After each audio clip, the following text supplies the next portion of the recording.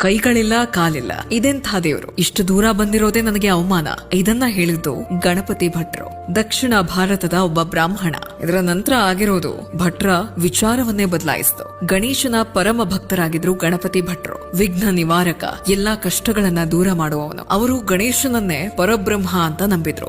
ಒಂದು ದಿನ ಅವರು ಬ್ರಹ್ಮ ಪುರಾಣವನ್ನ ಓದಬೇಕಾದ್ರೆ ಕಲಿಯುಗದಲ್ಲಿ ಪರಬ್ರಹ್ಮನ ರೂಪ ಶ್ರೀ ಜಗನ್ನಾಥ ದೇವ ಅವರು ಪುರಿಯಲ್ಲಿ ನೆಲೆಸಿರ್ತಾರೆ ಎಂಬ ಸಾಲುಗಳಿಂದ ಅವರ ವಿಶ್ವಾಸಕ್ಕೆ ಧಕ್ಕೆಯುಂಟಾಗತ್ತೆ. ತಕ್ಷಣ ಪುರಿಗೆ ಹೊರಟ್ರು. ಮನದಲ್ಲಿ ಭಕ್ತಿ ಇಟ್ಕೊಂಡು ಭಗವಂತನ ಧಾರ್ಮಿಕ ಸ್ನಾನ ಯಾತ್ರೆ ಉತ್ಸವದ ಹಿಂದಿನ ದಿನ ತಲುಪಿದ್ರು. ಈ ಉತ್ಸವದಲ್ಲಿ ಜಗನ್ನಾಥ, ಬಲಭದ್ರ ಮತ್ತು ಸುಭದ್ರರ ಮಹಾ ಸ್ನಾನ ನಡೆಯುತ್ತೆ. ಆದ್ರೆ ವಿಗ್ರಹವನ್ನ ನೋಡಿ ದಿಗ್ಭ್ರಮೆಯಾಗತ್ತೆ. ಕಟ್ಟಿಗೆಯ ಮೂರ್ತಿ, ಇದಕ್ಕೆ ಸೊಂಡಿಲಿಲ್ಲ, ಗಣೇಶನ ರೂಪ ಕೂಡ ಇಲ್ಲ, ನನಗೆ ಮೋಸ ಆಗಿದೆ ಅಂತ ಗಣಪತಿ ಭಟ್ರಿಗೆ ಅನ್ಸುತ್ತೆ. ಆ ರಾತ್ರಿ ಅವರ ಕನಸಲ್ಲಿ ಭಗವಾನ್ ಜಗನ್ನಾಥ ಕಾಣಿಸ್ಕೊಳ್ತಾರೆ. ನಾಳೆ ಪುನಃ ಬಂದು ನನ್ನನ್ನ ನೋಡು ಭಕ್ತ ಅಂತ ಭಗವಾನ್ ಜಗನ್ನಾಥ ಕನಸಲ್ಲಿ ಹೇಳ್ತಾರೆ.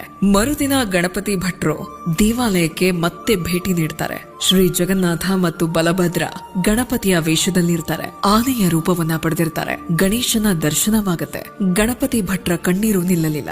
ಸ್ನಾನ ಪೂರ್ಣಿಮಾ ಇದೊಂದು ಉತ್ಸವ ಅಷ್ಟೇ ಅಲ್ಲ, ಒಂದು ಭಕ್ತಿಯ ಕಥೆ. 108 ಪವಿತ್ರ ಕಲಶದ ನೀರಿನಿಂದ ಆಗತ್ತೆ ಭಗವಾನ್ ಜಗನ್ನಾಥನ ಸ್ನಾನ. ಅದಾದ ಮೇಲೆ ಗಣಪತಿಯ ವೇಷವನ್ನ ಧರಿಸ್ತಾರೆ, ಒಬ್ಬ ಭಕ್ತನ ನಂಬಿಕೆಯನ್ನ ಉಳಿಸೋದಕ್ಕೆ. ಅದರ ನಂತರ ದೇವರು ಅನಾರೋಗ್ಯದಿಂದ ಬಳಲ್ತಾರೆ. ನಮ್ಗೆಲ್ಲ ಹೇಗೆ ಆರೋಗ್ಯದಲ್ಲಿ ತೊಂದರೆ ಆಗತ್ತೋ ಹಾಗೆ 15 ದಿನಗಳವರೆಗೆ ದೇವರ ದರ್ಶನ ಇಲ್ಲ, ಉತ್ಸವನೂ ಇಲ್ಲ.